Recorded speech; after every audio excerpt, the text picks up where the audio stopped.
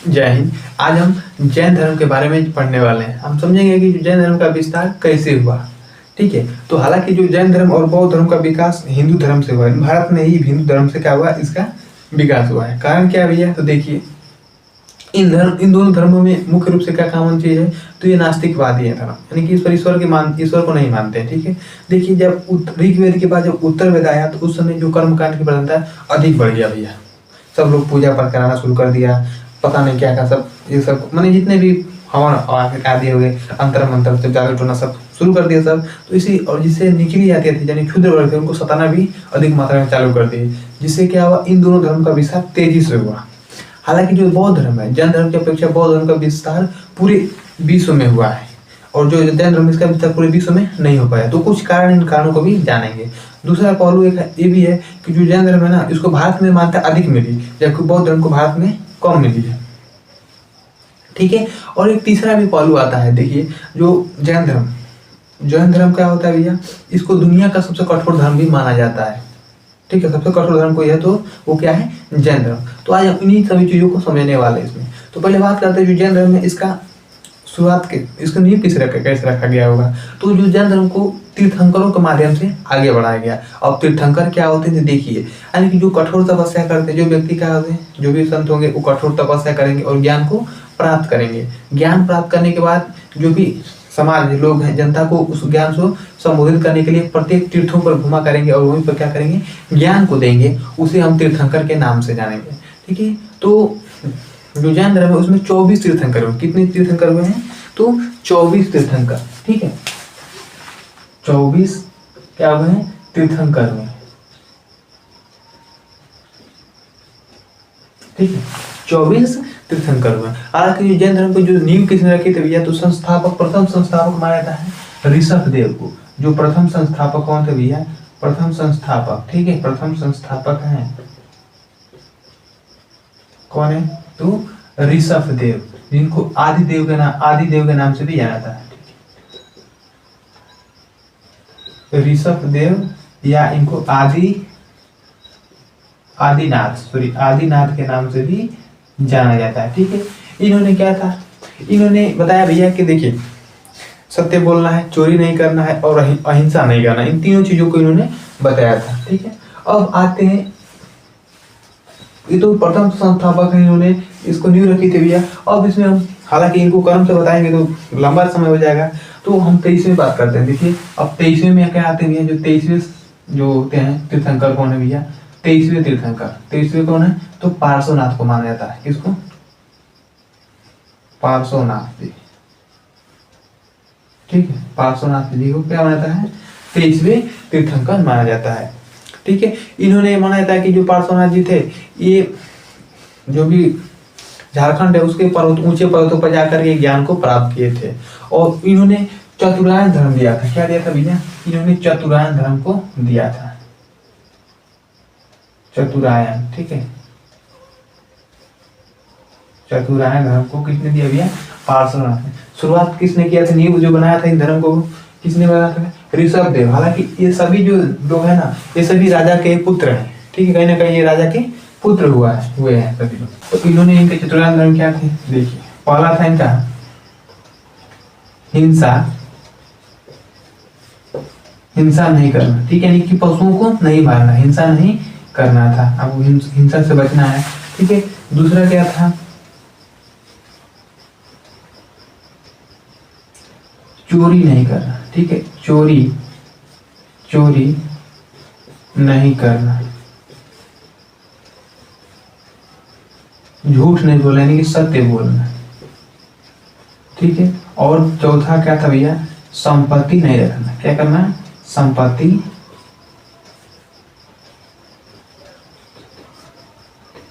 नहीं रखना।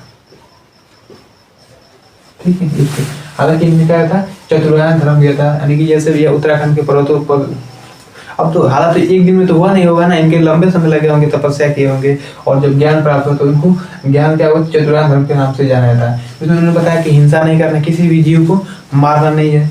ठीक है, कोई आपको चोरी नहीं करना, चोरी जो होती है उसमें आपको नहीं करना है। साथ में आप हमेशा झूठ कभी नहीं बोलना, हमेशा सत्य बोलना है। और संपत्ति, आपके पास जो भी संपत्ति है उसको नहीं रखना भैया, इसको हटा देना। आज भी देखिएगा जो जैन धर्म वाले हैं क्या करते हैं, अपनी पूरी संपत्ति को क्या करते हैं, दान देते हैं, यानी कि उसको रखते नहीं अपने पास। ठीक है, तो 23वें पार्श्वनाथ जी थे, इन्होंने अपना धर्म को दिया। अब हम बात करते हैं 24वें तीर्थंकर। ठीक है, यानी जो अंतिम तीर्थंकर है, 24वें तीर्थंकर कौन है, तो महावीर स्वामी जी। कौन है, महावीर स्वामी जी, महावीर स्वामी। हालांकि अब ऐसा नहीं है कि इन लोगों का विस्तार जो है 23वें के बाद 24वें आ गए हैं। ठीक है, इनके जो फासले है ना, इनके बीचों के जो फासले भैया, इनके बीचों में आने कितने हो गए, 2800 सालों तक लगे, क्या 250 वर्ष लग गए हैं।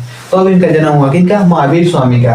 अब इनके भैया जन्म के बाद क्या हुआ, थोड़ा सा समझते हैं कि इनका जन्म कहाँ हुआ था, तो पूरी कहानी को समझेंगे। ठीक है, देखिए जो महावीर स्वामी है, इनका जन्म हुआ था कहाँ पर, स्वामी का जन्म वैशाली में हुआ था। कहाँ हुआ था भैया, वैशाली के कुंड ग्राम में हुआ था। इसमें कुंड ग्राम में। ठीक है, कुछ विद्वान इनको 599 मानते हैं, और जो वैज्ञानिक तरफ क्या है, इनको 540 बीसी में माना जाता है। जन्म कब हुआ था भैया, इनका जन्म 540 में वैशाली के कुंड ग्राम में हुआ था। ठीक है, इनके पिता का क्या नाम था, इनके जो पिता थे भैया, इनके पिता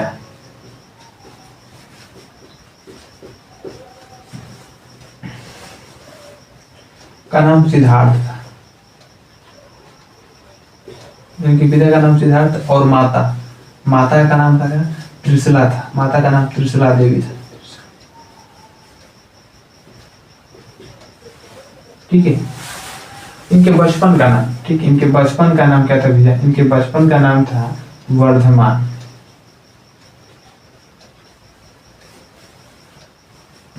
था। इनका विवाह किससे हुआ था, विवाह इनकी पत्नी, हम बोल सकते हैं इनकी जो पत्नी है, इनकी पत्नी का नाम था भैया यशोदा।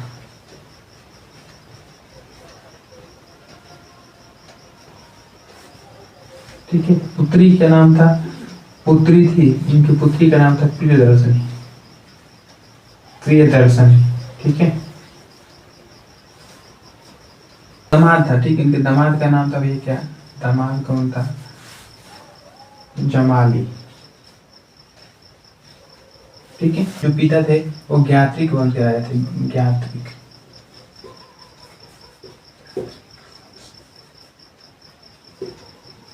जैसे राजा,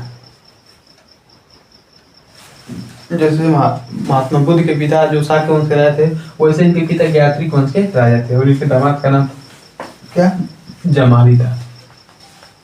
ठीक है, तो भैया कुछ समय बाद इनके माता पिता का क्या होता है, देहांत हो जाता है। जब माता पिता देहांत हो जाता है भैया, तो अभी क्या करते हैं कि इनका भी अब गृहस्थ में मन नहीं लगता है। ठीक है, तो अपने बड़े भाई से क्या करते हैं, परमिशन लेते हैं कि भैया आप क्या करिए, आप ही गृहस्थ जीवन चलाइए, और मैं गृहस्थ जीवन अब नहीं चला सकता हूँ, अब मुझे सन्यासी बनना है, मुझे सन्यास करके चाहिए। तो अपने बड़े भाई से परमिशन लेकर क्या करते हैं, ये सन्यासी के रूप धारण करते हैं और वनों की तरफ प्रस्थान करते हैं। जब उधर जाते हैं तो रास्ते में क्या होते हैं, कपड़े भाई जंगल झाड़ी में पड़ेगी तो फंसी जाएगा, और जब कपड़े फंसते हैं तो क्या होते हैं, फट जाते हैं, और कुछ उसी में रह जाते हैं। तो ये फिर कपड़े को लेते नहीं है, कहते तू रख, तेरे पास ही रख, अब छोड़कर आगे चढ़ जाते हैं। तो ऐसा इसलिए आ जाता है कि उनको पूरे कपड़े फिर से निकल जाते हैं पूरे, तो निर्वस्त हो जाते हैं। अब वो गांव में घूमते हैं कि ज्ञान को प्राप्ति करने, पूरे शहरों में घूमते हैं कि उनको कहीं भी क्या हो जाए, ज्ञान प्राप्त हो जाए। तब भैया ज्ञान को प्राप्त नहीं भी होता है। अब जगह जाते हैं तो वहां पर लोग देखते हैं, तो भैया तो ये कौन है भाई, ये तो कोई वस्त्र नहीं डाल के है। अब इनको लोग मारना पीटना शुरू कर देते हैं। ठीक, और दूसरे गांव में जाते हैं तो वहाँ के लोग क्या करते हैं, देखकर लंबे से क्या करते हैं, कुत्ते छोड़ देते हैं इनके ऊपर। अब बहुत सारे कुत्ते आते हैं इनको नोचने काटने के लिए। ठीक है, फिर भी अब उस गांव को छोड़कर दूसरे गांव में जाते थे तो वहाँ पर लोग इनको गालियाँ देते थे, सब गालियाँ देते हैं, कोई ईंटा पत्थर चलाकर मारना शुरू कर देता है। कभी कभी इनको लोग घेर करके लाठी से, चप्पल जूता से, जैसा भी हो उन सभी को मारना पीटना शुरू कर देते थे। फिर भी ये इतने कष्टों को सहकर भी क्या करनी है भैया, हमको ज्ञान को प्राप्ति चाहिए। फिर भी क्या, किसी से कोई बैर नहीं, कोई शत्रुता नहीं, आगे की तरफ जाते हैं। और वहीं पर जाकर के क्या करते हैं भैया, ये एक नदी ऋजुपालिका नदी होती है, वहां पर जाकर के, ठीक है, ये ऋजुपालिका नदी के पास जाते हैं। कौन सी भैया, ऋजुपालिका। ऋजुपालिका क्या है? एक नदी है, ठीक है। उसी के नीचे बैठते हैं और जो तपस्या शुरू कर देते हैं, ठीक है। ऋजुपालिका नदी के नीचे बैठ करके उसी किनारे के पास बैठ करके क्या करते हैं, जो साल का वृक्ष, उसके नीचे क्या होता है, एक साल का वृक्ष होता है। क्या होता है? साल का वृक्ष। साल का क्या होता है? वृक्ष, यानी कि इस वृक्ष के नीचे क्या होते हैं, बैठते हैं और तपस्या शुरू कर देते हैं। अब कठोर तपस्या करने के बाद, बहुत खतरनाक तपस्या करते हैं भैया, ठीक। खतरनाक का मतलब समझ लेना, पूरे शरीर को सुखा देना, एकदम तीतर बितर कर देना, एकदम अन्न जल सबका त्याग करके तपस्या करते हैं और इनको ज्ञान प्राप्त होता है, ठीक है। तभी से क्या होते हैं, जिन विजयी। और ज्ञान प्राप्त करने घटना को क्या बोला गया है? कैवल्य के नाम से जाना जाता है। क्या जाना जाता है? तो इनको ज्ञान प्राप्त होता है, उसे क्या बोला जाता है? कैवल्य, ठीक है। ठीक है, जब इनको 12 साल तक करीब माने थे, कुछ 12 साल मानते, कुछ 6 साल मानते हैं। कठोर तपस्या करने के बाद इनको क्या मिलता है? कैवल्य की प्राप्ति होती है। क्या होता है? ज्ञान की प्राप्ति होती है, यानी कि जिन विजय हो जाते हैं, जिन ऊपर क्या कर लेते हैं? विजय प्राप्त कर लेते हैं, ठीक है। अब ये प्रत्येक तीर्थों पर घूम घूम कर क्या करते हैं? अपने उपदेशों को देते हैं, ठीक है। अब इन्होंने अपने जो ज्ञान है उसको पंचायन के रूप में, इनके जो ज्ञानों को पंचायन के रूप में दिया था, ठीक है। हालांकि जो पार्श्वनाथ जी थे उनको चतुरायन धर्म, इन्होंने कहा देता अपने ज्ञान को पंचायन धर्म, यानी कि इनके जो ज्ञान इनको पंचायन धर्म के नाम से भी जाना जाता है, ठीक है। तो इन्हीं धर्मों के साथ इन्होंने पांचवा जोड़ा था, क्या? ब्रह्मचर्य जीवन। क्या? ब्रह्मचर्य, ठीक है। यानी कि हिंसा भी नहीं करना है, चोरी नहीं करना है, सत्य बोलना है, संपत्ति अपने पास नहीं रखनी है, और साथ में क्या होना चाहिए? ब्रह्मचर्य भी रखना चाहिए, शादी विवाह नहीं करना चाहिए। तो इन्होंने क्या देता अपना ये पंचायन धर्म के नाम से दिए थे। क्या देते? पंचायन धर्म। पंचायन, पंचायन धर्म दिए थे, क्या? ये सभी, ठीक है। पंचायन धर्म दिए थे। अब क्या हुआ कि देखिए, इन्होंने पहला जो उपदेश दिया था, कहाँ दिया था? जो पहला उपदेश इन्होंने राजगिरी में दिया था। पहला उपदेश, पहला उपदेश इन्होंने भैया राजगृह में दिया, राजगृह। था अंतिम उपदेश भी दिया। अंतिम उपदेश कहाँ पर दिए? तो जो अंतिम उपदेश था, अंतिम उपदेश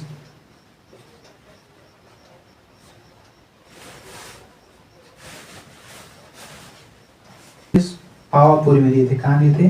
पावापुरी, ठीक है। हालांकि जो महावीर स्वामी है, इनका जो प्रथम शिष्य कौन बना था? तो इनका जो दामाद था, ठीक है, जो दामाद जमाली था, तो यही का बना था भैया, ये प्रथम शिष्य भी बना था, ठीक है। प्रथम प्रथम भिक्षु शिष्य, सॉरी, प्रथम शिष्य कौन बना था? तो जमाली क्या बना था? इनका जो दामाद था वही प्रथम इनका शिष्य बना था, ठीक है। तो इनका अंतिम उपदेश पावापुरी में दिए थे, और मृत्यु भी इनकी कहाँ हुई थी? पावापुरी में हुई थी, ठीक है। कब मृत्यु हुई थी इनकी? 400, ठीक है, 468 बीसी में। कब हुई थी भैया? 468 बीसी में। इन्होंने भैया कहा था उपदेश में, क्या कहते था? इन्होंने बोला था जो भी कर्मकांड था, ठीक है, कर्मकांड को विश्वास नहीं करते, वेदों को तनिक भी नहीं मानते। जिस प्रकार बौद्ध धर्म नहीं मानता थे, महात्मा बुद्ध ने पूरे वेदों को नकार दिया, वैसे ही इन्होंने भी क्या कर दिया? पूरे वेदों को नकार दिया। बोला कि सब क्या है? सब झूठी कुरीतियां हैं, इनमें कुछ भी चीज सही नहीं है, ईश्वर नहीं होते। इन्होंने बताया कि ईश्वर नहीं होते, हालांकि उसमें बौद्ध धर्म में ये चीज बताया गया है, लेकिन इन्होंने एक चीज बताया, ठीक है, इन्होंने बताया कि आत्मा होती है, ठीक है, प्रत्येक व्यक्ति की क्या होती है? आत्मा होती है। हालांकि बौद्ध धर्म में बताया गया है कि इंसान के मरने के बाद उसकी आत्मा सब क्या होती है? खत्म हो जाती है। लेकिन इन्होंने बताया कि नहीं, ईश्वर तो नहीं होता, लेकिन आत्मा होती है, और उस अपने कर्मों के अनुसार उसको अच्छे या बुरे कर्मों के अनुसार क्या मिलते हैं? उसको जन्म मिलते हैं, ठीक है। जैसा कर्म करता है उसके अनुसार उसको जन्म मिलता है, ठीक है। तो आत्मा क्या होती है? होती है। तो कहीं ना कहीं इसमें आत्मा की प्रथा को बताया गया, जितने भी कर्मकांड चीजों को हटा दिया, नकार दिया गया है, ठीक है। अब देखिए, जो जैन धर्म है, इसको आगे बढ़ाने के लिए 2 अनुयायी हुए। कितने अनुयायी हुए भैया? 2 अनुयायी। इसको आगे बढ़ाने के लिए कितने हुए? 2 अनुयायी बने, अनुयायी हुए। पहले क्या थे? अस्थूलभद्र थे। क्या थे? अस्थूलभद्र।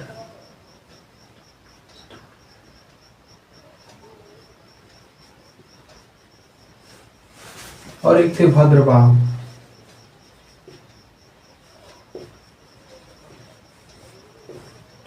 तो अस्थूलभद्र को श्वेतांबर बोला गया, ठीक है, इनको श्वेतांबर बोला गया। क्या बोला गया? श्वेतांबर। और जो भद्रबाहु थे उसे दिगंबर बोला गया। क्या बोला गया? दिगंबर। ठीक है, यानी कि जो जैन धर्म है उसको विस्तार करने के लिए दो अनुयायी हुए। कौन कौन से? एक अस्तुलभद्र हुआ और एक हुआ भद्रबाहु। ठीक है, अब इसमें से जो अस्तुलभद्र उसको श्वेतांबर बोला गया और भद्रबाहु को दिगंबर बोला गया। ठीक है, देखिए जो श्वेतांबर होते हैं वो श्वेत कपड़े पहनते हैं। सफेद कपड़ा कौन पहनता है? श्वेतांबर पहनते हैं। और जो दिगंबर होते हैं ये कपड़े नहीं पहनते। क्या होते हैं? निर्वस्त्र होते हैं, नग्न होते हैं। इनको दिगंबर श्रेणी में रखा जाता है। ठीक है, तो अब क्या हुआ देखिए, इन धर्मों को बाद में चल के आगे चल के क्या हुआ कि इन धर्मों में विवाद भी शुरू हो गए थे। तो विवादों से पहले क्या हुआ देखिए, ये मौर्य काल में क्या थे, अपने धर्म को भी विस्तार कर चुके थे। तो बताए थे उसमें तो जो चंद्रगुप्त मौर्य थे उन्होंने क्या क्या था भैया, तो जैन धर्म को अपनाए थे और क्या थे, वे दिगंबर धर्म को अच्छे से समझते थे। 12 वर्ष में क्या हुआ कि वहां पर भूखमरी आई, यानी वहां पर सूखा पड़ गया, जिसकी वजह से जो दिगंबर लोग थे भैया ये लोग क्या करते, ये कर्नाटका में चले गए। अब कर्नाटका में गए तो वहीं पर जो उनके साथ कौन बने थे, भिक्षुक बने थे चंद्रगुप्त मौर्य, वो भी कहाँ पर, कर्नाटका में चले गए। और वहां पर जाकर उन्होंने संलेखना विधि के द्वारा, ठीक है, संलेखना विधि के द्वारा कर्नाटका में गए। ठीक है, कर्नाटक की राजधानी बगनौर के समय, तो वहां पर संलेखन विधि द्वारा, संलेखन विधि, ठीक है, संलेखन विधि द्वारा चंद्रगुप्त मौर्य ने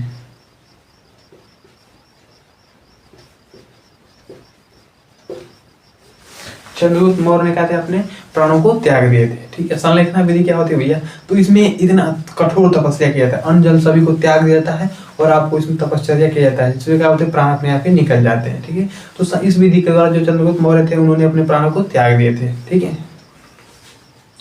और क्या हुआ, कुछ चलकर आगे क्या हुआ, इन दोनों में श्वेतांबर और दिगंबर में क्या हुआ, कुछ विवाद भी हो गए।